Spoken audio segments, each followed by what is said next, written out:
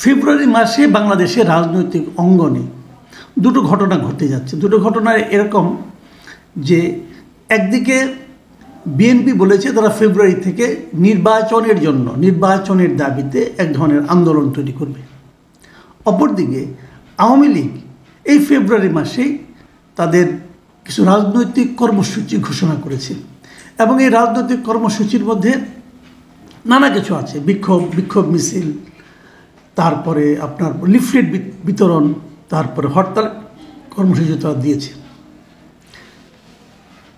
এখন প্রশ্নটা হলো কেন দিয়েছে এবং এই কর্মসূচি তারা কীভাবে পালন করে। আমি বিএনপির পার্টটা নিয়ে আজকে আলোচনা করছি না, আজকে আমি আলোচনা করছি আওয়ামী লীগের পার্টটা নিয়ে। আওয়ামী লীগের কর্মসূচি কীভাবে ঘোষণা করেছে, তাদের অনলাইনে তাদের যে ওয়েবসাইট আছে, তাদের যে ফেসবুক পেজ আছে, সেখানে তারা এই কর্মসূচির কথাটা ঘোষণা করেছে। আমি কর্মসূচির ডিটেলে যাচ্ছি না, আমি যাওয়ার প্রয়োজনও মনে করি না। আমি খালি এটুকু বলতে চাই তাদের এই কর্মসূচির আফটার ইফেক্টটা কী, এই কর্মসূচির ফলে কি হবে। এর মধ্যে সরকার কঠোর অবস্থানে আছেন, ছাত্ররা বিশেষ করে বৈষম্যবিরোধী ছাত্র আন্দোলন যারা আছেন তারাও কঠোর অবস্থায় আছেন। তারা বলছেন আওয়ামী লীগকে কোনো কর্মসূচি পালন করতে দেওয়া হবে না। সরকারের প্রধান উপদেষ্টা যিনি আছেন সেই প্রধান উপদেষ্টা প্রেস সচিব বলেছেন যে তাদেরকে কোনো কর্মসূচি পালন করতে দেওয়া হবে না যতক্ষণ না পর্যন্ত তারা এই ব্যাপারে কোনো ক্ষমা চাইবেন অথবা তাদেরকে বিচারের সম্মুখীন করা না যাবে। তো সেগুলো নিয়ে আমি ভিডিও করেছি, আমি এই জন্য সরকারকে দায়ী করেছি। আমি বলেছি যে সরকার কেন তাদের বিচার করছে না, কেন বিচার শুরু করছে না। সরকারের বিচার শুরু করা উচিত, দ্রুতবেগে শুরু করা উচিত। সেগুলো একটা প্রসঙ্গ। আমি আজকে সরকারের প্রসঙ্গ নিয়ে কথা বলতে বসি নাই, আমি আজকে বসেছি আওয়ামী লীগের যে কাণ্ডজ্ঞানহীনতা সেটা নিয়ে কথা বলতে চাই আমি একটু। দেখুন, আজকে আরেকটা খবর আছে, এটা একদিন আগের খবর। সে খবরটা হলো যে বৃহস্পতিবার চট্টগ্রামে একটা ঝটিকা মিছিল হয়েছিল খুব ভোর 6টার দিকে। ছাত্রলীগের ঝটিকা মিছিল করেছিল, মাত্র 5 মিনিট ছিল মিটিংয়ে, সেই মিছিলের স্থায়িত্ব মাত্র 5 মিনিট, এবং সেই 5 মিনিটের মিছিলের পর 5 জনকে গ্রেপ্তার করা হয়েছে। সেটা আপনি বলবেন যে ছাত্রলীগের মিছিল, ছাত্রলীগের নেতাদের গ্রেপ্তার করা হয়েছে, সেই মিছিলের তারা আবার সেটাকে ভিডিও আপ করেছে, ভিডিও আপ করার পর সহজে বোঝা গেছে যে কারা মিছিল করেছে, যে তাদেরকে ধরেছে। ঠিক আছে, একটা নিষিদ্ধ সংগঠন, যে সংগঠন নিষিদ্ধ করাটা ঠিক হয়েছে কি ঠিক হয়নি সেটা অন্য বিতর্ক, কিন্তু নিষিদ্ধ তো করেছে সরকার। তো নিষিদ্ধ সংগঠনের পক্ষে মিছিল করাটা বেআইনি কাজ, এবং এই বেআইনি কাজ ওরা করেছে, তাদেরকে ধরেছে। এটা ছিল একটা টেস্ট কেস। যখন ফেব্রুয়ারি থেকে তারা একটা কর্মসূচিতে যাচ্ছে আওয়ামী লীগ, তখন কি এ ধরনের গ্রেপ্তার চলবে না, গ্রেপ্তার হবে না? হবে। 1-2 নয়, সেই গ্রেপ্তারের সংখ্যা 100 ছাড়িয়ে যাবে। যেখানে মিছিল হবে সেখানে গ্রেপ্তার হবে, যেখানে মিছিল হবে না সেখানেও গ্রেপ্তার হবে। এটা আগের সরকার আমলে কিন্তু হতো। জামাতে 5 জন লোক এক জায়গায় বসে হয়তো নাস্তা খাচ্ছে, তাদেরকে যে ধরে আনতো, বলতো তারা সরকারের বিরুদ্ধে ষড়যন্ত্রের পরিকল্পনা করছিল। মানে ষড়যন্ত্র করে নাই, দেখো না, পরিকল্পনা করছিল মনে মনে। তারা হলো জ্যোতিষ, বুঝে গেছে, পুলিশ বুঝতে পারত। সেই পুলিশই তো এখনও আছে। তারা এখন নিজেদের আনুগত্য প্রমাণ করার জন্য মরিয়া হয়ে উল্টা কাজটাই করবে। কাজেই মিছিল না হলেও গ্রেপ্তার হবে আওয়ামী লীগের অনেকে। নানা রকম অঘটন ঘটবে, সারা দেশেই ঘটবে। অনেক জায়গা থেকে আগে ভাগেই গ্রেপ্তার করা হবে, যার নামে কোনো মামলা নাই তাকেও গ্রেপ্তার করা হবে, গ্রেপ্তার করে তার নামে 2-3টা মামলা ঠুকে দেওয়া হবে। কিন্তু মিছিল করতে যেয়ে গ্রেপ্তার হবে খুব কম। কারণ আওয়ামী লীগের এমন কর্মসূচির সঙ্গে আওয়ামী লীগের মাঠ পর্যায়ের নেতাকর্মীরা কতটুকু সম্পৃক্ত আছে এটা নিয়ে আমার সন্দেহ আছে। তাহলে এই কর্মসূচিটা দিল কে? এটা দিয়েছে আওয়ামী লীগের কেন্দ্রীয় নেতৃত্ব। কারা কেন্দ্রীয় নেতৃত্ব? তারা কোথায়? তারা কেউ দেশে নাই, তারা বিদেশে বসে বসে এ ধরনের কর্মসূচি দিচ্ছে। আওয়ামী লীগের সভাপতি কোথায়? ভারতে আছেন।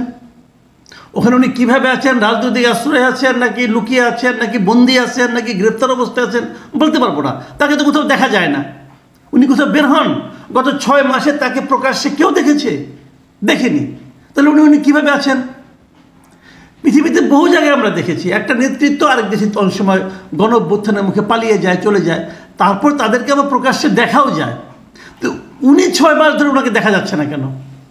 আমি যদি বলি ওনাকে বন্দি করে উনি গ্রেপ্তার অবস্থায় আছেন, হতে পারে, মাঝে মাঝে ওনার কিছু কিছু কথা শোনা যায়, সেই কথা কি ওনারই কথা নাকি এআই দেওয়ার কথা জানি না। তো উনি আছেন ইন্ডিয়াতে, ওনার মহাসচিব সাধারণ সম্পাদক ওবায়দুল কাদের উনি কোথায়? উনিও দেশে নাই। ওনার যে মানে যুগ্ম সাধারণ সম্পাদক যারা আছে এরা কোথায়? মানে আপনার হাসান মাহমুদ কোথায়? কেউ জানে না এটা কোথায়। দীপমণি না হয় জেলে আছে, বাকিরা কোথায়? অনেক বড় বড় নেতা দেখলাম যে বিবিসি বাংলাকে বাহাউদ্দিন নাসিম যুগ্ম সাধারণ সম্পাদক, বিরাট নেতা, উনি একটা মানে আপনার দিয়েছেন, বিবিসিকে একটা সাক্ষাৎকার দিয়েছেন। সেখানে উনি বলেছেন যে কেন তারা এই মানে হরতাল এবং অন্যান্য কর্মসূচি দিচ্ছেন। উনি বলছেন যে সরকারের জানমাল নিরাপত্তা দিতে ব্যর্থ হওয়ায় এই অবৈধ সরকারের ক্ষমতায় থাকার কোনো অধিকার নাই। উনি কোথায়? উনি কি দেশে? কেউ কিছু বলে না, কেউ বলে না সে কোথায়। সে লুকিয়ে আছে, সে লুকিয়ে থেকে থেকে এ ধরনের কর্মসূচি দিবে। যে কর্মসূচি আদৌ বাস্তবায়িত হবে কিনা আমার সন্দেহ, কিন্তু দেশে থাকা আওয়ামী লীগের নিবেদিত প্রাণ নেতাকর্মীদের জীবন দুর্বিষহ করে তুলবে।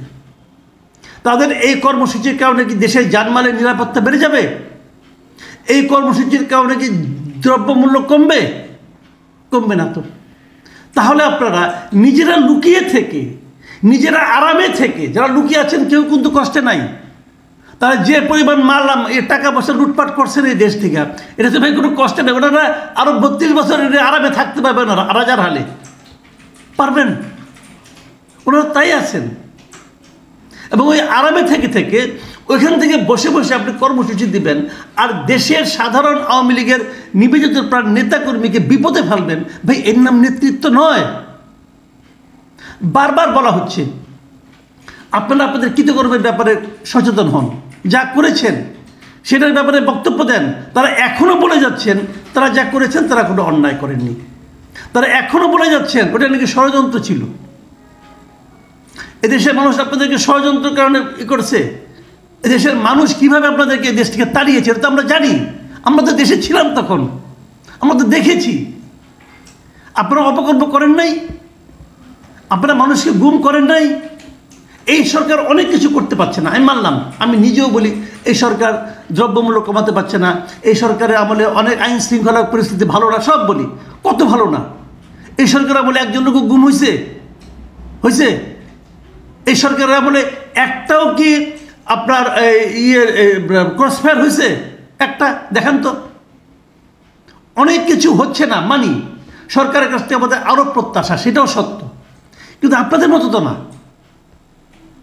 এই সরকাররা বলে এখনও তো মানুষ কথা বলতে পারে। আমি তো কথা আমি অবশ্য কথা আগেও বলতাম, এখনও বলি।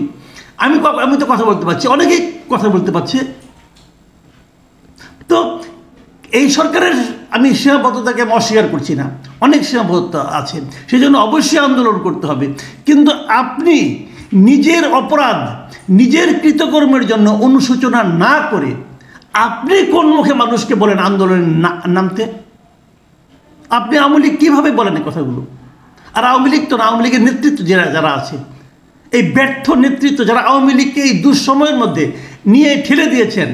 আওয়ামী লীগ এত বড় একটা দল, স্বাধীনতা যুদ্ধের নেতৃত্ব দানকারী দল, সেই দলটাকে আজকের মতো এরকম পচা পাগারে ফেলে দেওয়ার জন্য নর্দমায় যে ঠেলে দিয়েছে, কারা দিয়েছে? এই দলের যারা নেতৃত্ব সর্বশিষ্ট তারা দিয়েছে।